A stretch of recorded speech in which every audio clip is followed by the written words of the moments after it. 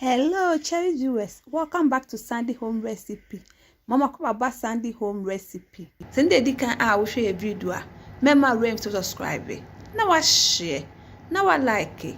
When me a notification bell no. Say the video be a better one Sabeka. To my returning subscribers, thank you so much for your support. May the good Lord bless you all. The assorted meat and fish granule soup. All ingredients are written in the description box below. Where and I'm not use no. What the blended onion, garlic, ginger, bell pepper, anise, and rosemary with the gum. What the homemade beef season, account. Person who said that me beef season now. What check the description box na link ne da ho. All pepper season, salt to taste, blended pepper. What the sugar cry the account. What the jene account.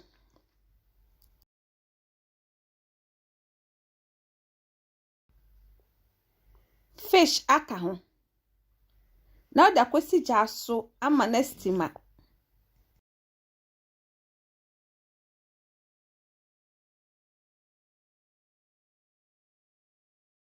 Ewu pe ne wa bie so.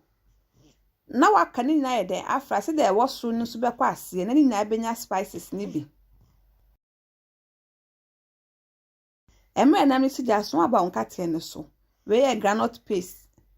Now the tomato paste and now tomato puree with the egum. We dey so kakra the egum na wa hono.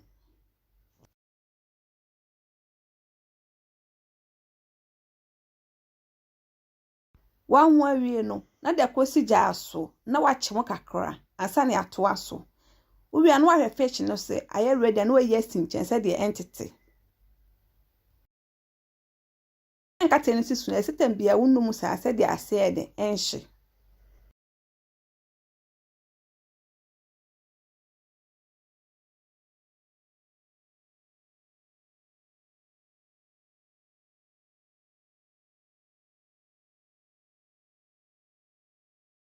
Aye ready now the nso e de egum na wa hono na wa kwahwe egu unam ne so.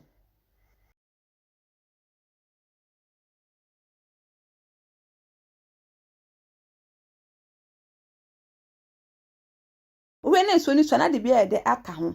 Nso ni so gina kwandodro a wo ye.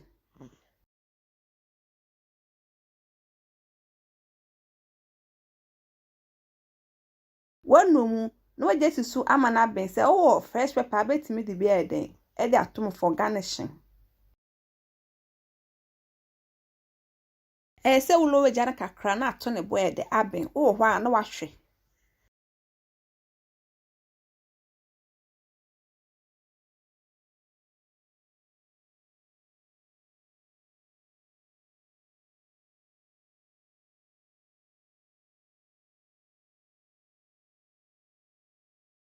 Ene jene na do tom na ben na wakwa blend e den abegum.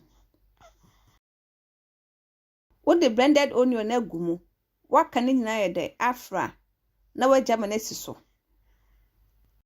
Please, if you are new to our channel, don't forget to subscribe, share, like, and also click the bell icon to get new video we will post.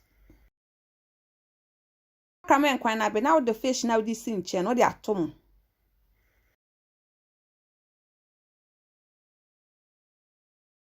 O hwe na nchi now the gum no no so na the be de aka ho. Aka na enkwan na ede aben.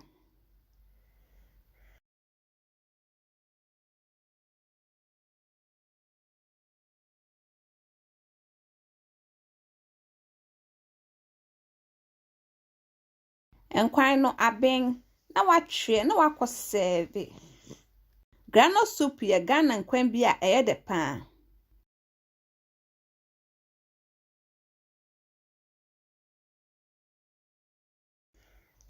Yep, my choice and the can I will show a video. Remember to subscribe. Now I share. Now I like it.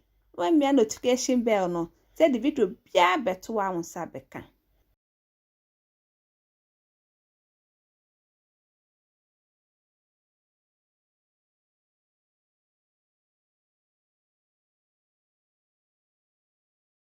Now this our assorted meat and fish groundnut soup. Please like this video and subscribe to our channel. Thank you so much for watching.